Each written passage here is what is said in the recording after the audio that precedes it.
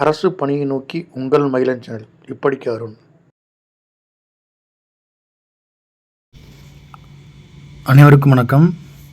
நம்ம இன்றைக்கி என்ன டாபிக் பார்க்க போகிறோம் அப்படின்னா, இப்போ ரீசெண்டாக அந்த 3 நாளில் பார்த்தீங்க அப்படின்னா ஒரு சின்ன பிரச்சனை ஓடிக்கிட்டே இருக்குது. என்ன பிரச்சனை ஓடுது அப்படின்னு சொல்லி பார்த்தோம் அப்படின்னா, அதாவது ஒருங்கிணைந்த பள்ளி கல்வி நிதி அப்படின்னு சொல்லி ஒன்று வந்து ஒரு மாநிலத்துக்கும் மத்திய அரசால் வழங்கப்படும். அந்த ஒருங்கிணைந்த பள்ளி கல்வி நிதி அப்படின்ற வந்து ஒவ்வொரு மாநிலத்துக்கும் மத்திய அரசால் வழங்கப்படும். அது சம்மந்தமாக ரீசெண்டாக மத்திய கல்வித்துறை அமைச்சர் மாண்புமிகு தர்மேந்திர பிரதான் அவர்கள் வந்து ஒரு அறிக்கை விடுறாரு. என்ன பண்ணுறாரு அப்படின்னா, நியூ எஜுகேஷன் பாலிசி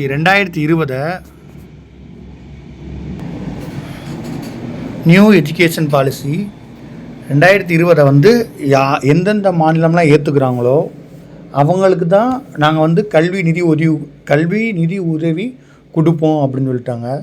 இது சம்மந்தமாக தமிழ்நாட்டில் உள்ள எல்லா கட்சியும் போராட்டம் பண்ணாங்க.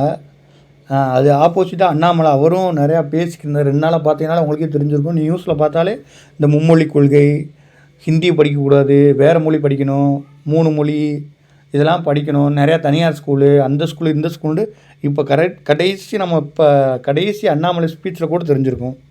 சரி, இப்படி ஒரு பிரச்சனை போயிருக்கோம்ல, அதை பற்றி என்னான்னு தெரிஞ்சுக்கிறணும். அதை பற்றி தான் இன்றைக்கி பார்க்க போகிறோம். வாங்க வீடியோவில் போவோம். அதில் நம்ம என்ன பார்க்க போகிறோம் அப்படின்றத சொல்லிடுறேன். புதிய கல்விக் கொள்கை 2020 பற்றி பார்க்க போகிறோம். ஓகேவா? புதிய கல்விக் கொள்கை 2020. இந்த புதிய கல்விக் கொள்கையை வந்து எக்ஸாம் நல்லபடியாக எல்லாம் கேட்டாங்க. இப்போ ரீசெண்டாக ஒரு 10 எக்ஸாமில் வந்து இந்த புதிய கல்விக் கொள்கை வந்து உள்ளே வந்திருக்கானா உங்களுக்கு தெரியாது. நீங்கள் கொஸ்டின் எடுத்து கிளாஸ் நடத்தினதுக்கப்புறம் நீங்கள் ப்ரீவியஸ் கொஸ்டின் எடுத்து அனலைஸ் பண்ணி பார்த்தீங்கன்னா இதுதான் அது அப்படின்னு சொல்லி உங்களுக்கே தெரியும். ஓகேவா? இப்போ நம்ம கிளாஸ்க்குள்ளே போவோம். ஃபஸ்ட்டு வந்து இப்போ மத்திய கல்வித்துறை அமைச்சர் யார் இருக்கா அப்படின்னா, மாண்புமிகு அமைச்சர் தர்மேந்திர பிரதான். அவர் தான் அந்த ஸ்பீச்சை விட்டார். அதனால் அவரை படிச்சுக்கிறோம், தர்மேந்திர பிரதான். இப்போ இதுக்கு முன்னாடி நம்ம என்ன டாபிக் பார்த்தோம் அப்படின்னா, அந்த குடியரசுத் தலைவர் ஆட்சியை பற்றி பார்த்தோம். அந்த குடியரசுத் தலைவர் ஆட்சியை பற்றி பார்த்ததில் அது நம்ம என்ன பண்ணிட்டோம்னா கரண்ட் அஃபேர்ஸும் பார்த்தோம், ப்ளஸ் பாலிட்டி டாபிக் வைஸாக, இந்தியன் பாலிட்டி டாபிக் வைஸாக உள்ள என்னென்ன விதிலாம் இருக்குது அது எல்லாத்தையும் பார்த்தோம். அதனால் நீங்கள் அதை பார்த்து ஃபாலோ பண்ணிக்கிங்க. நீங்கள் நிறைய நோட்ஸு உங்களால் தேடி எடுக்க முடியாதுன்னா நோட்ஸ் நிறையா தேடி எடுத்துறேன். நீங்கள் என்ன பண்ணுங்கள், ஷார்ட் நோட்ஸ் பண்ணி எழுதி வச்சுக்கோங்க. ஒரு நோட்டில் ஒரு ½ பேஜில் வந்து ஒரு வீடியோ எழுதி வச்சுக்கோங்க. கண்டிப்பாக எக்ஸாம் யூஸ் ஆகும். நம்ம படிக்கிற எதுவுமே வேஸ்ட் ஆகாது. நம்ம கெஸ் எப்பவுமே கரெக்டாக இருக்கும். பாலிட்டி நோட்ஸும் நிறைய நடத்தியிருக்கோம். அந்த பாலிட்டி நோட்ஸ் அப்புறம் நல்லா படிங்க. பாலிட்டி நோட்ஸ் அப்புறம் நல்லா பாலிசி நோட்ஸ் அப்புறம் நல்லா படிங்க. நம்ம இப்போ ரீசெண்டாக குரூப் 2 இருந்து பார்த்தோம் அப்படின்னா அதுலேருந்து குறைஞ்சது ஒரு 10 கொஸ்டின் வந்திருக்கு. அந்த ஸ்கீம்ஸ் எல்லாமே அந்த பாலிசி நோட்லேருந்து இன்னொரு 5 or 6 இருக்குது. அதையும் கம்ப்ளீட் பண்ணிடுவோம். அதையும் பார்த்துக்குங்க. ஏன் பாலிசி நோட்டு படிக்கிறோம் அப்படின்றது அப்படின்னா, சிலபஸ் ஃபுல்லாக தமிழ்நாடு அட்மினிஸ்ட்ரேஷன் நோக்கி போயிடுச்சு. அப்போ கண்டிப்பாக பாலிசி நோட் படித்தே ஆகணும். நம்ம அதை படிக்காமல் எலிமினேட் பண்ணவே கூடாது. எலிமினேட் பண்ணோம்னா நம்மளை மணி முட்டாள் யாரும் இருக்க முடியாது. நீங்கள் படித்தா மட்டும்தான். இன்னும் இன்றைக்கி இப்போ ஜனவரி மாதம் சொன்னாங்க, இப்போ பிப்ரவரி முடிய போது, அடுத்து மார்ச், ஏப்ரல், மே படிக்கிறவங்கெல்லாம் அவங்க விழித்து படிக்க ஆரம்பிச்சிட்டாங்க. நீங்கள் ஒழுங்காக படிக்கிற வேலையை பாருங்கள். படிப்பை விட்டிங்கன்னா அப்புறம் சர்வீஸ் கிடைக்காது. இந்த வட்டம் நல்லது 2025 ஒரு நல்ல வருஷம். ஏன் அப்படின்னு சொல்கிறேன் அப்படின்னா, எவ்வளோ ஸ்பீடாக வேக்கண்ட்டு அடுத்த எலெக்ஷன் வருது. அதனால் டக்குன்னு ப்ராசஸ் முடிஞ்சு உடனே வேலை வந்துடும். அதனால் படிக்கிற வேலையை பாருங்கள், நல்லா படிங்க. எதுவும் டவுட் இருந்தால் கமெண்ட் பண்ணுங்கள். புரியலை அப்படின்னா கமெண்ட் பண்ணுங்கள். கமெண்டில் சொல்கிறேன், மறுபடியும் உங்களுக்கு டீட்டெயிலாக எக்ஸ்பிளைன் பண்ணுவோம். சரிங்களா? நமக்கு தேவை ஃப்ரீயாக படித்து எல்லோரும் வேலைக்கு போகணும். அதான் நோக்கம். ஓகேவா? இப்போ வாங்க, மத்திய கல்வி அமைச்சர் மாண்புமிகு தர்மேந்திர பிரதான். இப்போ இன்றைக்கி நீங்கள் என்ன பார்க்க போகிறோம், புதிய தேசிய கல்விக் கொள்கை, நியூ நேஷ்னல் எஜுகேஷன் பாலிசி 2020 பற்றி பார்க்க போகிறோம். 2020 அப்படின்றது முக்கியம். இதை பார்த்துங்க. என்னென்னா தர்மேந்திர பிரதான் யார்? இப்போ மத்திய கல்வி அமைச்சர் யாருக்குன்னா தர்மேந்திர பிரதான் இருக்கார். இதுக்கு முன்னாடி இது வந்து மத்திய மனிதவள மேம்பாட்டுத்துறை அமைச்சகமாக இருந்துச்சு. அப்புறம் இந்த நியூ எஜுகேஷன் பாலிசியில் இந்த பேரை மாற்றிட்டாங்க, மத்திய கல்வி அமைச்சர்னு சொல்லி மாற்றிட்டாங்க. அதை நோட் பண்ணிக்க, பின்னாடி இருப்போம். தற்போது ஏன் படிக்க வேண்டும், இப்போ ஏன் படிக்கணும், இதை பற்றி ஏன் படிக்கணும் அப்படின்னு பார்த்தோம் அப்படின்னா, மாண்புமிகு ஒன்றிய கல்வித்துறை அமைச்சர் அவர்கள் புதிய தேசிய கல்விக் கொள்கையை நடைமுறைப்படுத்தாத மாநிலங்களுக்கு ஒருங்கிணைந்த கல்வி வளர்ச்சி திட்ட நிதி வழங்க இயலாது. இதுதான் ரொம்ப முக்கியம். இந்த ஒருங்கிணைந்த கல்வி வளர்ச்சி திட்ட நிதி வழங்க இயலாது என கூறினார். அப்போனா இவர் இந்த புதிய தேசிய கொள்கையை பற்றி சொல்லியிருக்காப்புல. இதனால் தமிழ்நாட்டில் ரொம்ப எதிர்வினைகள் நிறையா வந்துச்சு. அதனால் இந்த புதிய தேசிய கொள்கை டாபிக் எடுத்திருக்கோம். இதோட நோக்கம் இந்த நேஷ்னல் எஜுகேஷன் பாலிசின்னு சொல்கிறாங்களே, நியூ எஜுகேஷன் பாலிசியோட நோக்கம் என்னவாக இருக்குது அப்படின்னு சொல்லி பார்த்தோம் அப்படின்னா, to making at India a global knowledge super power. India வந்து குளோபல் நாலேஜ் சூப்பர் பவராக மாற்றணும். அதுதான் அந்த நியூ எஜுகேஷன் பாலிசியோட முக்கியமான நோக்கம் அப்படின்னு சொல்லி கொடுத்துருக்காங்க. அடுத்து இது டிஎன்பிசி கொஸ்டின். கஸ்தூரி ரங்கன் தலைமையிலான குழு. இந்த பேரை நல்லா நான் வச்சுக்கோங்க. கஸ்தூரி ரங்கன் இவர் யாருன்னா இஸ்ரோ தலைவர். இந்த கஸ்தூரி ரங்கன் குழு அப்படின்ற யாருன்னா இஸ்ரோவோட முன்னாள் தலைவர். இவர் ஏற்கனவே டிஎன்பிசி அடிக்கடி கேட்பாங்க கஸ்தூரி ரங்கன் கமிட்டின்னு சொல்லிட்டு. வெஸ்டர்ன் காட்ஸ்னு சொல்லுவோம்ல, நம்ம மேற்கு தொடர்ச்சி மலைன்னு சொல்லுவாங்க. வெஸ்டர்ன் காட்ஸ் இந்தியாவோட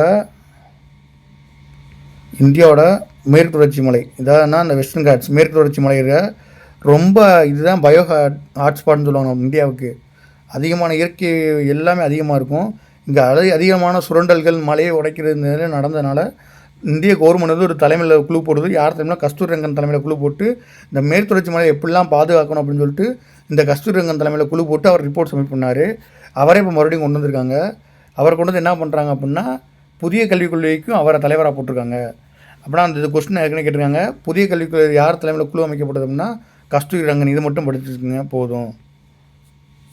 அடுத்த இந்த இதை பார்த்துங்க. 1968, 1986, 1986, 2020.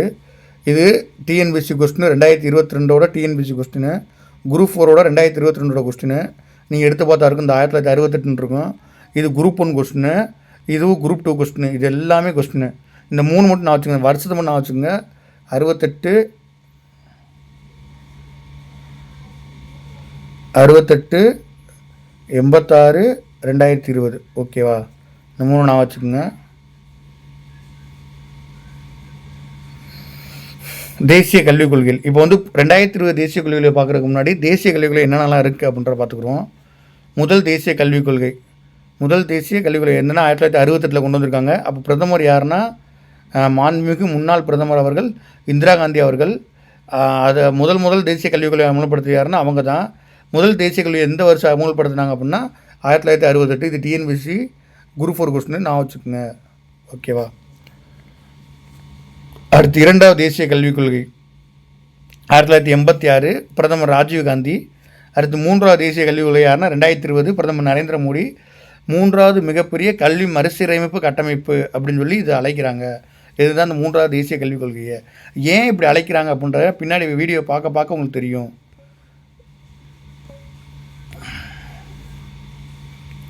ஏன் இப்படி அழைக்கின்றாங்க பின்னாடி வீடியோ பார்க்க உங்களுக்கு தெரியும். இப்போ பார்த்துக்குவோம். ஓகேவா?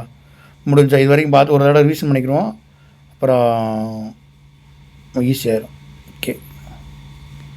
புதிய கல்விக் கொள்கை 2020 ஏன் படிக்கணும்னு சொல்லியாச்சு. அந்த நிதி நிப்பாட்டிட்டாங்க. அதை எய்ம் என்ன இருக்குன்னா to making at India A global knowledge super power. யார் தலைமையில் குழு போடுறாங்கன்னா கஸ்தூரி ரங்கன் தலைமையில் குழு போடுறாங்க. மொத்தம் 3 கல்விக் கொள்கை இருக்குது.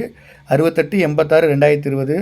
68 பிரதமர் யாருன்னா இந்திரா காந்தி. மாண்புமிகு முன்னாள் பிரதமர் இந்திரா காந்தி அவர்கள். முதல் தேசிய கல்விக் கொள்கை அதுதான்.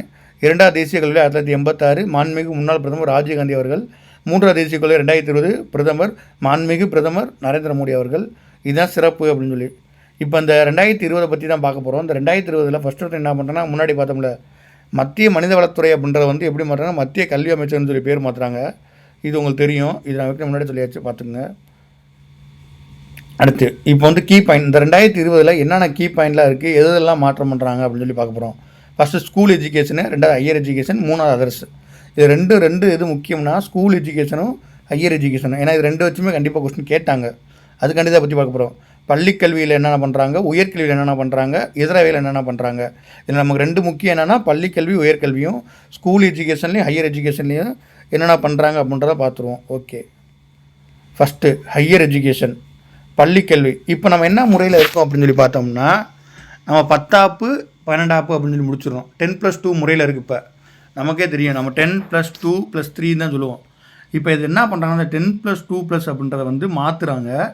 மாற்றிட்டு என்ன கொண்டு வராங்க அப்படின்னு சொல்லி பார்த்தோம் அப்படின்னா 5+3+3+4 அப்படின்ற நடைமுறை கொண்டு வராங்க. 5ஆம் வகுப்பு 8ஆம் வகுப்பு 11 5 8 11 காலேஜ் எல்லாம் சேர்த்து 5+3+3+4 அப்படின்னு சொல்லி கொண்டு வராங்க. அடுத்து என்ன நடக்குது அப்படின்னா, இது டிஎன்பிசி கொஸ்டின் நான் வச்சுங்க. 5+3+3+4 நம்ம டிஎன்பிசி ரீசெண்டாக கேட்ட கொஸ்டின். இந்த புதிய கல்வி முறை எந்த நடைமுறைனா 5+3+3+4 எதை தூக்கி விட்றாங்கன்னா +2 10+2 தூக்கி விட்றாங்க. இப்போ 5ஆம் வயது 5ஆம் வகுப்பு மொதல் 5 எதுனா 8 வயசு வரை இருக்கணும். 3லேருந்து 8 வயசு வரைக்கும் அந்த 5 முடிச்சுருவாங்க. இந்த 3ன்றது என்னென்னா 8 to 11 வயசு வரைக்கும் 6 7 8. அடுத்து 9 10 11 11 to 14 வயசு வரைக்கும். அடுத்து வந்து என்னென்னா 4 14 to 18 வயசு வரைக்கும். இதை பார்த்துங்க, எந்தெந்த வயசுன்றதை பார்த்துங்க. வயது 3 to 5 3 மட்டும் நான் வச்சுக்கோங்க. 3 5 கூட்டினா 8, 8ஓட 3 கூட்டினா 11, 11ஓட 3 கூட்டினா 14, 14ஓட 3 கூட்டினா 18. ஏன்னா வயசு எடுத்து கேட்கலாம், எந்தெந்த வயசுக்கு எப்படி வரும்னு சொல்லி கேட்கலாம். அதுக்காண்டி பார்த்துக்குங்க. அடுத்து இதோட நோக்கம் என்னென்னா, பள்ளி சேர்க்கையில் இந்த ஜிஇஆர்னு சொல்லுவாங்க. ஜிஇஆர் கிராஸ் என்ரோல்மெண்ட் ரேஷியோ, அதாவது என்னென்னா இந்த சேர்க்கை விகிதம். எவ்வளோ பேர்த்த நம்ம ஆண்டில் சேர்க்கிறோம் அப்படின்னு சொல்லி, அதுதான் அந்த சேர்க்கை விகிதம்ன்றது. இந்த சேர்க்கை விகிதத்தை வச்சு தான் இப்போ ரீசெண்டாக தமிழ்நாடு கேட்டிருந்தாங்க. உயர்கல்வியில் வந்து எவ்வளோ சேர்க்கை விகிதம் இருக்குதுன்னு சொல்லிட்டு ரொம்ப ரொம்ப முக்கியம், சிலபஸில் இருக்குது. அதனால் டிஎன்பிசியில் எக்ஸ்பெக்ட் பண்ணிக்கிட்டே இருக்கலாம் அந்த ஜிஇஆரை. அதன் அடிப்படையில் என்ன ஒரு இது கொடுக்குறாங்கன்னா, 2030க்குள்ளே என்ன பண்ணுறாங்கன்னா, 2030க்குள்ளே பள்ளி சேர்க்கை விகிதம்ன்ற வந்து 100% உயர்த்தப்படும். 100% உயர்த்தப்படும். எப்படி உயர்த்தப்படும் அப்படின்னு சொல்லி பார்த்தோம் அப்படின்னா, ப்ரீ ஸ்கூல்லேருந்து செகண்டரி லெவல் வரைக்கும் அப்படி எல்லாத்தையும் மொத்தமாக கொண்டு போகணும் அப்படின்னு சொல்லியிருக்காங்க. நமக்கு இதில் என்ன தேவை அப்படின்னா, இந்த 2030க்குள்ளே 100% ஜிஆர் பள்ளி சேர்க்கை விகிதத்தை வந்து உயர்த்தணும் அப்படின்னு சொல்லி கொடுத்துருக்காங்க. இந்த இது நல்லா பார்த்துக்குங்க. அடுத்து இது என்ன பண்ணாங்கன்னா, நம்ம ஓப்பன் யூனிவர்சிட்டின்னு சொல்லுவோம், திறந்த வெளி பல்கலைக்கழகம்னு சொல்லுவோமா, அந்த மாதிரி இப்போ ஸ்கூலுக்கு கொண்டு போகிறாங்க. திறந்த நிலை பள்ளிகள்னு சொல்லி ஒன்று ஒரு கான்செப்ட் கொண்டு வந்து, இதில் என்ன பண்ணுறாங்க அப்படின்னா, 2 கோடி குழந்தைகள் வெளியேறிச்சான் பள்ளியிலேருந்து படிக்க முடியாமல். அவங்க மறுபடியும் மீண்டும் நீரோட்டத்தில் கொண்டு வரக்காண்டி ஒரு ஸ்கீம் வச்சுருக்காங்க. இந்த இதில் வச்சுருக்காங்க. அடுத்து 10ஆம் வகுப்பு 12ஆம் வகுப்பு மாணவருடைய தேர்வு முறை எளிமையாக்குறதுல முக்கிய பங்கு வகிக்குது. அடுத்து என்ன அப்படின்னு பார்த்தோம் அப்படின்னா, இதுதான் ரொம்ப முக்கியமானது, தொழிற்கல்வி. ஒகேஷ்னல் எஜுகேஷன் சொல்கிற தொழிற்கல்வி வந்து எந்த வகுப்பில் இருந்துன்னா 6ஆம் வகுப்புலேருந்து. இது ரொம்ப முக்கியம். 6th ஸ்டாண்டர்ட்லேருந்து அவங்களுக்கு உதவித்தொகையோட தொழிற்கல்வியும் 6ஆம் வகுப்புலேருந்தே படிக்கிற மாதிரி ஒரு முடிவு பண்ணியிருக்காங்க. அப்போனா எவ்வளோதுன்னு பாருங்கள். அப்போனா அவங்க படிக்கிறத நல்லா இருக்கா இல்லை தொழில் நல்லா இருக்கா அப்படின்றத அனலைஸ் பண்ணி அது மூலியம் கொண்டு வரதுக்கு ரொம்ப முக்கியமாக இருக்குது இந்த ஒகேஷ்னல் எஜுகேஷன். இது ரொம்ப முக்கிய. டிஎன்பிசி எக்ஸ்பெக்ட் பண்ணலாம், அது கேட்க வாய்ப்பு இருக்குது. 6ஆம் வகுப்பு வரை தொழிற்கல்வி உதவித்துடன் தொடங்கப்படும் அப்படின்னு சொல்லி கொடுத்துருங்க. அடுத்து இது ரொம்ப ரொம்ப முக்கியமான கொஸ்டின். இது ரொம்ப ரொம்ப முக்கியம். தாய்மொழி மற்றும் வட்டார மொழி கல்வி, அதாவது mother tongue language or regional language. நம்ம வட்டார மொழி என்ன மொழி இருக்கோ 5ஆம் வகுப்பு வரைக்கும், எந்த வகுப்பு வரைக்கும் 5th ஸ்டாண்டர்ட் வரைக்கும் கண்டிப்பாக அந்த மொழியை படித்தே ஆகணும். அந்த மொழியை எலிமினேட்டே பண்ணக்கூடாது. என்னது, 5ஆம் வகுப்பு வரைக்கும் அந்த மொழியை கண்டிப்பாக படித்தே ஆகணும். அந்த மொழியை என்ன பண்ணக்கூடாது, எலிமினேட்டே பண்ணக்கூடாது. 5ஆம் வகுப்பு வரை கட்டாய தாய்மொழி கல்வி அல்லது வட்டார மொழியில் கல்வி கற்பத்தியல் அவசியம். ஒன்று தாய்மொழியில் படிக்கணும், இல்லாட்டினா வட்டார மொழியில் படிக்கணும் அப்படின்னு சொல்லி கொடுத்துருக்காங்க. அடுத்து இந்த ஒரு பிரச்சனை தான் இந்த இப்போ ரீசெண்டாக ஓடிக்கிருக்கு. மும்மொழி கொள்கை கண்டிப்பாக அமல்படுத்தணும். மும்மொழி கொள்கை, இந்த மும்மொழி கொள்கை வந்து தமிழ்நாட்டுக்கு வந்து இருமொழி கல்வியை பற்றி பேசுகிற தமிழ்நாடு மாநிலம் இந்த மும்மொழி கொள்கைன்ற ஒரு பாயிண்ட்டை மட்டும் ரொம்ப எதுக்குறாங்க. இப்போ மும்மொழி கொள்கைன்றது என்ன அப்படின்னா, அவங்க மதர் டங் லாங்குவேஜ் படிச்சுக்கணும், இங்கிலீஷ் படிக்கணும், ப்ளஸ் அதோட ஏதாவது ஒரு மொழி தான் சொல்லியிருக்காங்க, தவிர ஹிந்தின்ற ஒரு வார்த்தை அவங்க சொல்லவே இல்லை. ஓகேவா, ஏதாவது ஒரு மொழியை படிச்சுக்கலாம்.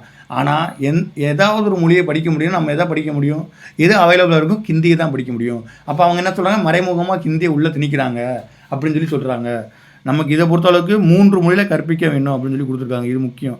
3 மொழி இருக்கணும். ஒன்று நம்ம தமிழ்நாடுனா தமிழ் இருக்கணும், ஆங்கிலம் இருக்கணும், இன்னொரு ஏதாவது ஒரு மொழி இருக்கணும் அப்படின்னு சொல்லி கொடுத்துருக்காங்க.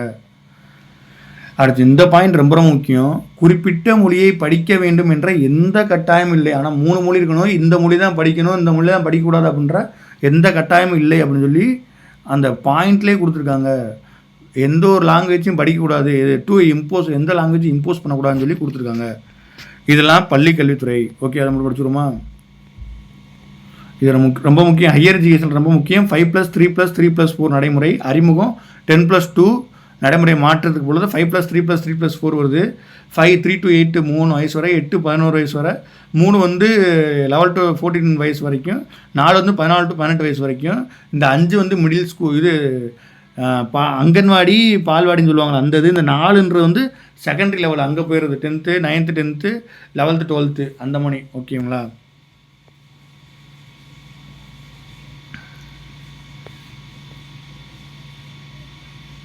அடுத்து 2030க்குள்ளே 100% GER கிராஸ் என்ரோல்மெண்ட் ரேஷியோ சேர்க்கணும். அடுத்து 2 கோடி குழந்தைகள் வெளியே போன குழந்தைகளை மீண்டும் வந்து உள்ளே கொண்டு வரணும். 10ஆம் 12ஆம் தேர்வு முறை எளிமையாக்கணும். அடுத்து வந்து ஒகேஷ்னல் எஜுகேஷன் வந்து 6ஆம் வகுப்புலேருந்து கொண்டு வரணும். எந்த வகுப்புன்னு பார்த்துங்க. 6ஆம் வகுப்புலேருந்து உதவித்தொகை கொடுத்து அவங்க தொடங்கி வச்சுருவாங்க. 5ஆம் வகுப்புற கண்டிப்பாக கட்டாய தமிழ் தாய்மொழி கல்வி அல்லது வட்டார மொழி கல்வி படிக்கணும். அடுத்து 3 மொழி கற்பித்தல் அவசியம். 3 மொழி இருக்கணும். ஒன்று இங்கிலீஷ் இருக்கணும், ஒன்று மதர் டங் இருக்கணும், இன்னொன்று வந்து மதரில் இன்னொரு மொழி இருக்கணும். எந்த மொழியும் படிக்கணும்னு சொல்லி கட்டாயம் எதுவும் படுத்தலை. ஓகேவா? அடுத்து என்ன படிக்க போகிறோம் அப்படின்னா உயர்கல்வியை பற்றி பார்க்க போகிறோம். உயர்கல்வியை பொறுத்தளவுக்கு இந்த ஜிஆர் ரொம்ப ரொம்ப முக்கியம். இந்த ஜிஆர் 2035 50% வந்து ஜிஆர் கொண்டு வரணும்னு சொல்லிட்டு இது இலக்கு வச்சுருக்காங்க. அங்கே 2030 100% ஜிஆர், இங்கே 2035 50% ஜிஆர். ஓகேவா? 100% 50%.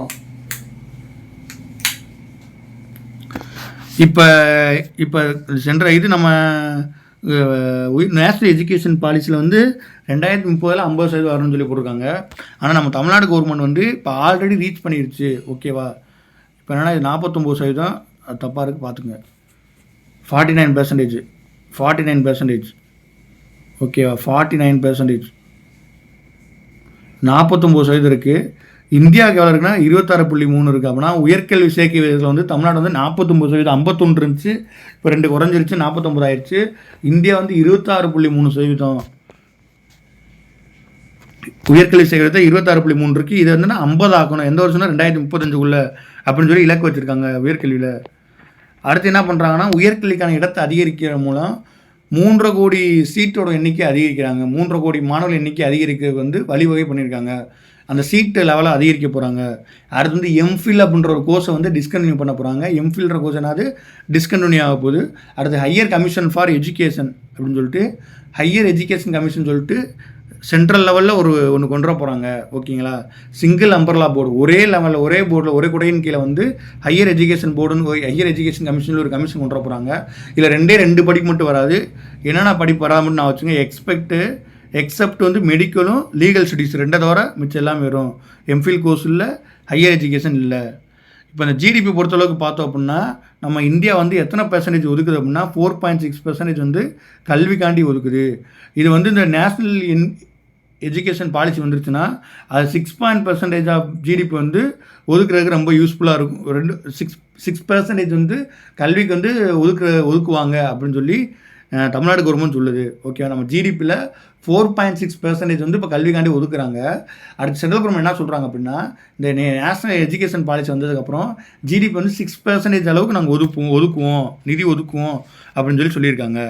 இப்போ கல்வி சம்மந்தமான அரசியலமைப்பு சட்டப்பிரிவுகள் ஆல்ரெடி உங்களுக்கு தெரிஞ்சது தான். ஜஸ்ட் ரிவிஷன் தான் பார்த்துங்க. பகுதி 4 சொல்லுவோம் டிபிஎஸ்பியில் விதி 45 39F 2 விதின்னு சொல்லுது. 45னா 0 to 6 வயதுக்குள்ள அந்த கட்டாய கல்வி உரிமை இதெல்லாம் உங்களுக்கு தெரியும். படித்த விதியை மட்டும் பார்த்துங்க. அடுத்து 42வது திருத்தம் 1976 என்ன சொல்லுது அப்படின்னா கல்வி இதுக்கு முன்னாடி எங்கே இருக்குன்னா மாநில பட்டியலில் இருக்கும். மாண்புமிகு முன்னாள் பிரதமர் இந்திரா காந்தி அவங்களை என்ன பண்ணுவாங்கன்னா கல்வியை மாநில பட்டியலிருந்து எதுக்கு கொண்டு வந்துடுவாங்கன்னா பொதுப்பட்டியலுக்கு கொண்டு வந்து வச்சுருவாங்க.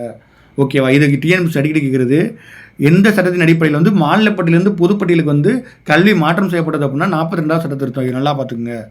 அடுத்து 86வது சட்ட திருத்தம் 2002 அடிப்படையில் என்ன பண்ணால் கட்டாய கல்வி உரிமை 21A அப்படின்ற ஒரு ஆக்டை இன்செர்ட் பண்ணிவிட்டு கட்டாய கல்வி உரிமை எல்லாருமே கண்டிப்பாக கல்வி படிக்கணும் அப்படின்னு சொல்லிட்டு 86 சட்ட திருத்தம் 2002 கொண்டு வராங்க.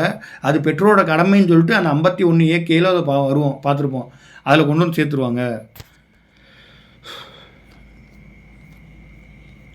அடுத்து இது சம்மந்தமாக எந்த சட்டம் இருக்குன்னா ரைட் டு எஜுகேஷன் ஆக்ட் இருக்குது. எந்த வருஷம்னா 2009 கொண்டு வந்திருப்பாங்க.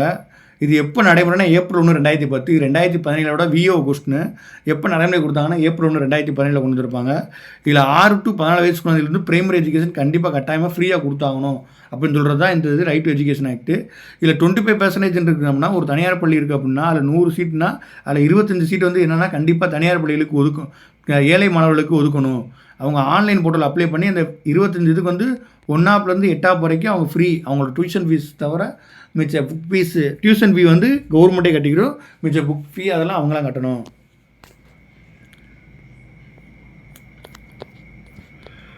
இதுதான் national education policy. Exam point of வியூவில் இருக்குது. இன்னும் உங்களுக்கு பாயிண்ட் தேவைப்படுனா நீங்களும் தேடி எடுத்துக்கோங்க. அப்படியே பொறுமையாக தினம் ஒரு டாபிக் வரதை வச்சு நீங்கள் நோட்ஸ் எழுதி வச்சுக்கோங்க. வர படித்து ஏற்றிக்கிட்டே போங்க. ஜிகேன்றது கடல் மணி. அதை நம்ம கடைசி நேரத்தில் படிக்கணும் அப்படின்னு நினச்சோம்னா எந்த காலத்துலையும் முடியாது. நல்லா படிங்க. படிப்பை ஒன்றை மட்டும் கான்சன்ட்ரேஷனாக வச்சு படிச்சுக்கிட்டே இருங்க. இப்போ இருந்து படிக்க ஆரம்பிச்சிங்கன்னா கண்டிப்பாக நீங்கள் குரூப் 4, குரூப் 2, குரூப் 1 3ல் ஏதாவது ஒன்று கண்டிப்பாக அடிச்சிடலாம்.